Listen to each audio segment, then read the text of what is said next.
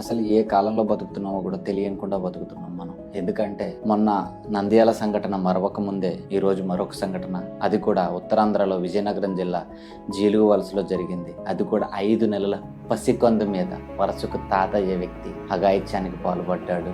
ఉయ్యాలలో ఉన్న పాపని తల్లిదండ్రులు ఏదో పని కోసం పక్కకు వెళ్తే ఆ పాపని తుప్పల్లోకి తీసుకెళ్లి అఘాయిత్యానికి పాల్పడ్డాడు. తర్వాత వచ్చి చూస్తే రక్తస్రావంలో ఉన్న పిల్లని హాస్పిటల్కి తీసుకెళ్తే వైద్యులు హత్యాచారానికి గురైందని చెప్పారు. సో ఇలాంటి సంఘటనలు విన్నప్పుడు అతి జుగుత్సాకరంగా, నిజంగా చెప్తున్నాను, నాకైతే వాడెవడైతే ఉన్నాడో వాడిని ఆన్ ది స్పాట్ ఎన్కౌంటర్ చేయాలి. కానీ పోలీస్ వ్యవస్థ, రాజ్యాంగ వ్యవస్థ ఏదైతే ఉందో అతన్ని అయితే అరెస్ట్ చేశారు. అసలు అమ్మాయికి బతకడానికి హక్కే లేదా అన్నట్టుగా మొన్న 8 ఏళ్ల ఒక బాలిక అత్యాచారానికి, అది కూడా 8వ తరగతి 7వ తరగతి చదువుతున్న చిన్న పిల్లలు అత్యాచారం చేసి చంపేశారనే విషయాన్ని మరొక ముందే ఈ విజయనగరంలో ఇలాంటి సంఘటన. Please save girl.